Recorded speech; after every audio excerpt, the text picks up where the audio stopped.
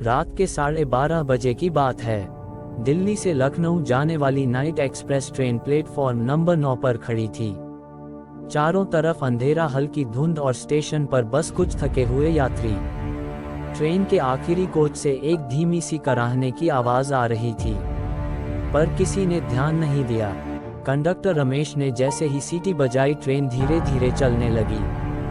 Seat number 72 पर बैठी स्नेहा पहली बार रात की ट्रेन में सफ़र कर रही थी। उसके साथ सिर्फ उसकी एक दोस्त रिया थी। दोनों कॉलेज की लड़कियां, डरावनी कहानियां पसंद करने वाली। सुना है इस ट्रेन की आखिरी बोगी में कोई मर चुका है, रिया ने फुसफुसाया। स्नेहा हंस पड़ी, अरे छोड़ ना, ऐसे कौन मरता है अब ट्रेनों में। लेकिन उसी वक्त लाइट 2 बार टिमटिमाई, टिक टिक टिक, और फिर बुझ गई।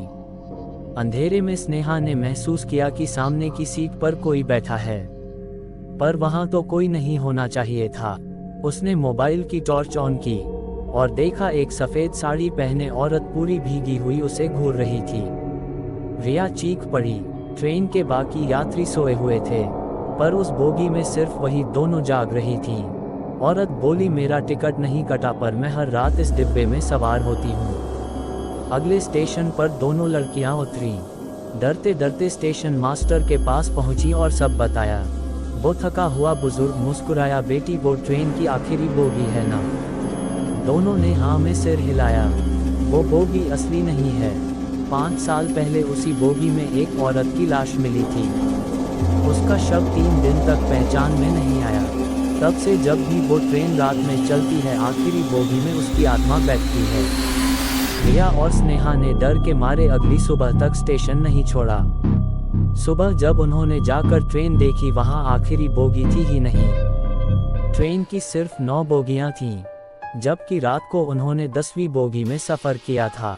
स्टेशन मास्टर ने कहा, हर बार जो उस बोगी में चढ़ता है उसे कोई और नहीं देख पाता।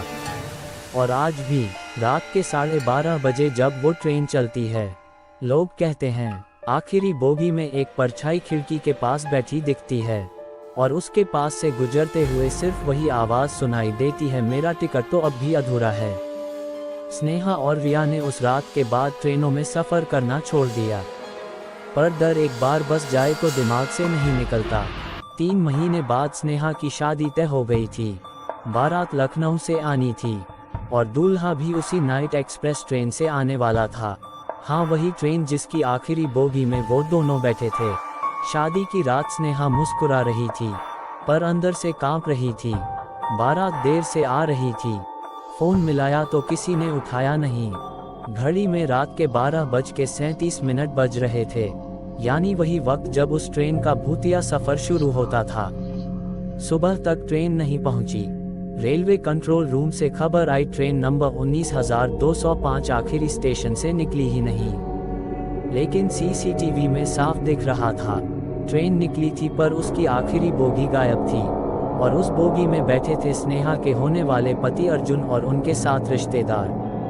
रिया ने हिम्मत जुटाई और स्नेहा के साथ गुरुग्राम रेल यार्ड पहुंची, जहां उस बोगी का आखिरी लोकेशन ट्रैक हुआ था।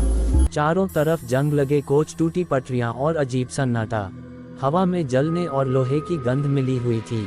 अचानक उन्होंने देखा एक पुरानी बोगी पर धूल और राख जमा थी, जिस पर लिखा था B10, यानी वही 10वीं बोगी। रिया बोली, ये तो वही नंबर है। स्नेहा ने कांपते हाथों से दरवाजा खोला। अंदर कुर्सियों पर 7 कंकाल बैठे थे और बीच वाली सीट पर अर्जुन की टूटी घड़ी पड़ी थी, जो अब भी 12:37 पर रुकी हुई थी। अचानक हवा का तेज झोंका आया, दरवाजा अपने आप बंद हो गया। अंधेरे में वही औरत की आवाज गूंजी, कहा था न मेरा टिकट अधूरा था।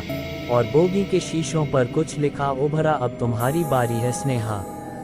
रिया ने खिड़की तोड़कर स्नेहा को बाहर खींचा। दोनों दौड़ते हुए बाहर निकलीं। पीछे मुड़कर देखा तो वो बोगी धीरे धीरे पटरी पर खुद ब खुद चलने लगी, जैसे कोई अदृश्य इंजन उसे खींच रहा हो। अगली सुबह जब रेलवे अफसर पहुंचे तो वहां कोई बोगी नहीं थी, बस जली हुई मिट्टी और लोहे की राख। स्नेहा अब पागल खाने में है। वो हर रात चीखती है, ट्रेन आ रही है, टिकट काट दो, मेरा टिकट काट दो। और रिया हर साल उसी तारीख को स्टेशन जाती है। जहां अब भी रात के 12:37 पर एक अदृश्य ट्रेन की सीटी सुनाई देती है, जो कभी दिखाई नहीं देती।